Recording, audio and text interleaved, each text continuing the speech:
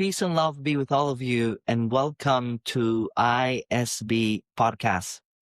This is a series that we commence and we are speaking about or discussing coping mechanism, understanding how we respond to stress, how we respond to pressure, and how we respond to uncertainty and the many emotional challenges that we actually face in life. In the first session, we explored and chatted about coping mechanism, what actually is coping mechanism, and why is it essential and important for our well-being in general. In this session, we will discuss something quite deeper, and I'll say that we will discuss the types of coping mechanism using psychological understanding, some coaching insights, and also we will use relatable real life examples, meaningful parables, and also spiritual reflections on our inner balance. Because coping is not only about managing stress, it's not about how we manage stress, it's about developing wisdom and how we respond generally to life. Every one of us, despite who we are, experience moments of pressure. After a difficult conversation we may have with someone, we experience that pressure during that conversation, and sometimes we feel very overwhelmed after that conversation. We may experience financial strain, not having sufficient financial resources to take care of ourselves and that of our families and our daily need. That could cause a lot of pressure as well. We may have certain expectations of family members, certain expectations of our partners, certain expectations of our children, and they're not meeting that expectation, and you're somehow feeling overwhelmed, or we have that experience a moment of pressure. Health challenges, with the family expectations, that they might have certain expectations of you, and basically you are not able to meet those expectations, and you push yourself, and you experience that pressure as well. Health challenges that you may face, life-threatening illness, disappointments from people that you trust, moments of pressure because of not knowing what the future lies, uncertainty about our very future. So some situations we can change, right? There are certain things that could change, but some situation we must learn how to manage those situations internally. So in a synopsis, not all of these situations can change, but we have to learn how to manage them. When we think of coping mechanism, we should know that they are healthy coping mechanisms that helps us during our life to respond in a very thoughtful way, right? We respond in a thoughtful way rather than we respond and react in an emotional way, right? And so let's take a moment and start to focus on the different types of coping mechanism. And the first type that I would like to touch on would be problem focus coping. And many psychologists, when discussing this, they describe this problem focus coping as having the ability to address basically the cause of stress directly. So you look at what's causing the stress and you address that directly. So instead of you feeling somehow powerless, not having the ability to do this, you feel like you can't do this, that it's becoming hard for you. The individual looks for practical steps forward. You look for practical ways how you can deal with this. And an example to cite is that a person experiencing, for example, work stress due to heavy workload, right? So because of the excessive workload that you have, you experience the stress due to that. So what you do? You learn to look at the situation, you prioritize the task as to what is important, and you place them on a list and you put priority number one, priority number two, priority number three. Or if that becomes stressful for you, you delegate responsibilities, because there are people, when they have a task, they don't want to ask people for help. They want to do everything themselves because they feel that people around them do not do it to the expectations that they have. But we have to learn to say, okay, I can do this much alone, and therefore I will delegate this responsibility to someone else. So learn to delegate responsibilities. And the other important thing that many fail to do is how, if you have a task, how to manage your time. You do not wait on the last moment to do something, right? But rather you try to do that thing in a diligent way and give yourself sufficient time to manage that. And if there's something that you do not understand and it becomes stressful, then what you do, learn to seek clarification. Do not feel you going to your supervisor, asking your supervisor for clarification. Or can you explain this? What do you mean by seeking clarification, that there is something negative about it? But rather you're showing some level of responsibility by seeking clarification with something that you may not understand. So rather than feeling, overwhelmed about uh, uh, a work that you have or a task that you have, the person creates some level of what? Structure. So as we discuss this as well, we learn that clarity reduces anxiety. Remember that. Clarity, it reduces anxiety. And when the mind sees a plan, that you see that plan, the emotional pressure, it decreases. It decreases at that particular time. And let me share with you a real life example. A family experienced, for example, financial difficulty. So here is it. You have a family that experience difficulties in the home. And instead of ignoring the situation, they take a moment and they do something very important. And that is what? They review the expenses. They review the expense. They create a budget. They explore how the possibility that they can have additional income, opportunities that may be there that they did not see, how they can get additional income. At each one of these steps, every single step, it creates a sense of direction. So it's vital and important to, when you have an issue, not to ignore it, but what you do, you sit down, you review, and you take steps to tackle that issue. Let me share a parable with you, right? That you have a traveler that's traveling, and that traveler, for example, becomes lost somehow in the forest. So instead of sitting down in a panic, panicking because basically you were lost, instead of that, what happens is that you do something. What is it?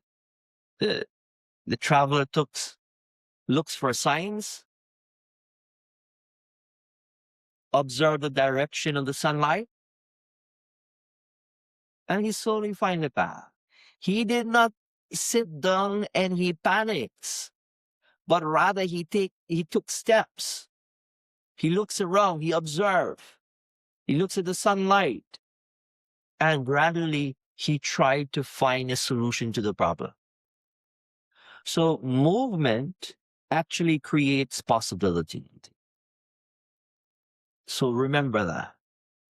And let's take a moment as well as we are talking about this and reflect on this in a spiritual way, right?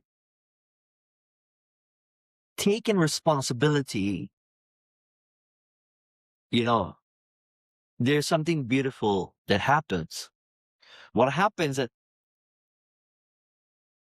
when you take responsibility and you take responsible actions, it builds confidence, and it also strengthens your inner stability. You become stable internally. It builds your confidence because why? You're taking actions, not mere actions, but responsible actions. That you think about the action that you're about to do, you think about the step that you're about to take, and ask yourself if it is a responsible one or not. And many people fail in their life, if not now, in the future that they will fail if they're not responsible in their actions, if they're not responsible in their decision making. So action is often the first step towards finding inner peace. So that's one. The other type of coping is emotion focused coping. And emotion focused coping, what it does, it helps us to regulate our feelings when situations cannot immediately be changed. So you have a situation that cannot be changed immediately. So when you're able to cope, to regulate your feeling in that situation, that is called emotion focused coping, because that coping helps you to regulate whatever is going on inside of you in a particular situation that you know that you cannot change immediately because it's not in your hand to change immediately. And psychologists, when dealing with this, they are saying that it emphasizes the importance of emotional regulation skills to prevent impulsive actions. And even in our theology as Muslims, right? We are advised by the Prophet Muhammad sallallahu alaihi wasallam to think and reflect before we act. I know that there are ripple effect for our actions. And if we jump and make decisions based on our emotions alone, that you will probably regret it. They will probably be regrets, right? So let me give an example about this. You have a caregiver, and that caregiver supporting an elderly parent may feel overwhelmed emotionally. So healthy coping strategies may include speaking with supportive friends, engaging in reflective journaling, taking short breaks, maintaining self care routines. So you have this situation where someone is taking care of an elderly parent becomes overwhelmed. So what do? Try to deal with that overwhelmness that you speak with someone. You chat with someone. That someone or that person or that friend listens to you, and you feel as if someone is basically assisting you. You engage in reflective journaling. You take a moment and write, document. And as you're documenting your relief in, you know, basically whatever pressure that you may be in, and, yourself feeling overwhelmed, there's some level of relief. Taking short breaks. When you feel overwhelmed emotionally, also take care of yourself. Make sure that you center your attention to yourself and make sure that this overwhelmed emotions that you are having does not cause you to fall, right? So emotions are signals. It is not actually instructions. And feeling stress does not mean reacting impulsively. So when you're feeling stressful, it does not mean that, you react in an impulsive way. but it means pausing, and it means choosing a very wise response during that particular time. So let's look at something. Yeah, maybe we can discuss a little bit here, right? Um, that you have a professional person receive criticism at work, and here is that person, instead of reacting in a defensive way, which is like, I'm professional. How can that person criticize me? Right? We cannot take. Sometimes people cannot take criticism. Someone criticize you, you have a problem with it, despite who you are. Constructive criticism, you know what? You should not react in a defensive way. So instead of reacting defensively because you as a professional receive criticism in your work, the individual takes time to reflect and to respond what? In a calm way. And when you are matured emotionally, that creates growth, professional growth. So here is a parable that I will share. That you have a glass of muddy water becomes clear when left undisturbed. When you take that glass of muddy water and you shake it, clarity does not appear. Stillness allows understanding. Beautiful. Amazing. Reflect on that. Take it with you. Understand that. And from a spiritual side, let's reflect from a spiritual side that inner calm helps us see situation more clearly. When we have that inner peace, it helps us to see situation in a more better way. And peaceful response often lead to better outcomes. And if you live with that awareness, then I think you're able to cope better in this particular way. Now, there is another type of coping that I want to speak about, and that is meaning focused coping. And that is finding growth in the difficulties that we experience. There are many people that's I'll say experience hardship and difficulties, and they fall on their knees. But there are other people, like when you're focused, you cope and you find growth. You excel, you grow. In the midst of the darkness, you grow. And psychologists, when dealing with this, right, explain that people often cope better when they find meaning in challenging experiences. And from a religious side, as a Muslim, I'm taught that God will test us in so many different ways and challenges. He would give us, He will place in front of us hardship. And in the midst of that hardship, you pierce through it with an awareness that this is temporary. And you find some strength to deal with it. And you grow in the midst of that situation. And this is sometimes it's called cognitive reframing. And cognitive reframing means that you're seeing difficulty from a perspective that allows learning and growth. That you're looking at this hardship, this situation of difficulty, that how do you look at it? You look at it through a lens that this is teaching me something. I learn from it. I don't stress out because of it, but I learn from it.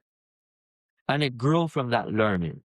So let me share an example with this type, right? That you have an athlete, for example, experiencing a major setback because of some injury that person may have, right? And that athlete may have. At first, the athlete becomes very frustrated. Becomes very frustrated. And the frustration becomes very intense because this is an athlete. And there's this setback, athletes often have goals that they want to meet. But what happens is that, there's a setback, and at first frustration becomes very dense. And but later, that very athlete develops patience, which is something that our religion calls for. All religious denomination advocates patience, right? The athlete, not only did he or she develop patience, mental strength, and they also develop a deeper understanding of discipline, what discipline is all about. So the challenge of that very athlete becomes a part of a personal development, the process where that person is able to somehow become better or find a better version of themselves. So let me put it this way. A seed, for example, must grow through darkness beneath the soil before it grows into a tree. Pressure is actually a part of development. Remember that. Think of a seed, that you place that seed in the soil, and then as you place it in the darkness between the soil, it grows, it buds, and then grows into a tree and something very beautiful and beneficial. So I'll say pressure is a part of our very development. So someone, for example, experience rejection from their job, job opportunity, right? And later on, they discover something. What did they discover? A role that is better suited for their strengths. So we'll say that perspectives change emotional experience. Perspective, if we change our perspective, our emotional experience also change.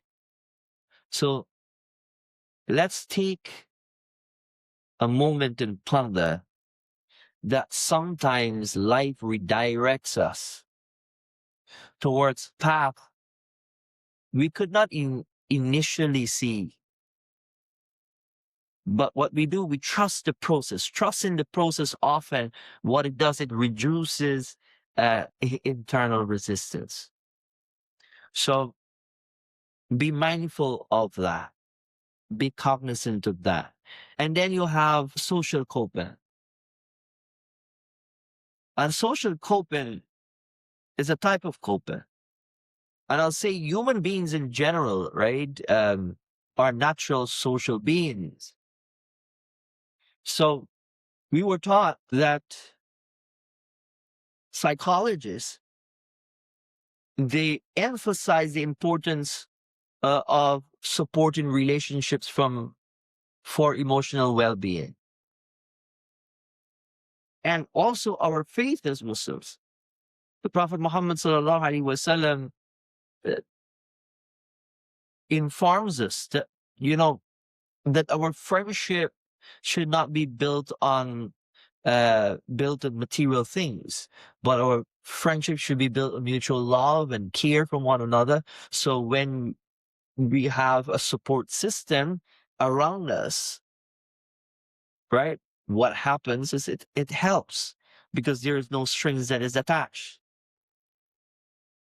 So let's take a moment and give another example, right? That you have a university student, and that university student feels overwhelmed because of academic pressure. So think of that, right? That you have a son, or you as a person, that you're feeling stressed out because of your academic work. So after speaking with a mentor, what happens to that student is that student gains encouragement and basically practical advice, right? how they should go about doing it. So that student did not just sit, but rather he took the time to speak to a mentor, and that mentor, somehow encouraged him, and that person gained, you know, some level of clarity. Through that conversation, the student gained some level of clarity. So let's think about that. Let's think about this type of coping where you speak with someone, you trust someone that you speak with, you interact with someone. So remember this parable that a single tree may struggle against strong wind, but a forest of trees support one another and withstands the storm. So you have one tree that stands by itself, and the strong wind comes and it shakes it left, right, bending from one end to the next. But if you have a forest of trees that supports each other, it will have the capacity to withstand that storm. So you standing alone when you're overwhelmed, in comparison with you standing with multiple individuals, it's a big difference because you feel supported. You have a wall to lean on. You have a shoulder to lean on. So that's key for you to remember. So when you have a support system, it strengthens resilience, right? It strengthens what? Resilience. Healthy relationships, I'll say that what happens is it contribute to emotional balance and personal growth. And I I hope that as we discuss these types of coping mechanism, that basically that you will find uh, a way to deal with the many challenges that you experience. Experiencing challenges is a part of life. Do not allow these challenges to bring you down, but rather be firm, be resilient, and understand that at the time of challenges, hold on to your faith, hold on to your friends, hold on to the people around you. Think before you act. Try to understand your emotions. And basically, as you try to understand your emotions, try to make decisions that is wise. I want to thank you all for listening to today's episode as we discuss a few types of coping mechanism. And I do hope that these words will bring some level of comfort to you. Kindly stay tuned for the third episode as we discuss coping mechanism. My name is Safraz Bacchus, and basically, I'll encourage you to follow me on Spotify, Apple Podcasts, and also YouTube. Kindly subscribe to the YouTube channel Safraz Bacchus, SAFRAZ BACCHUS Life Institute. Subscribe and share. And thank you all so much. Love you. And peace be with you all.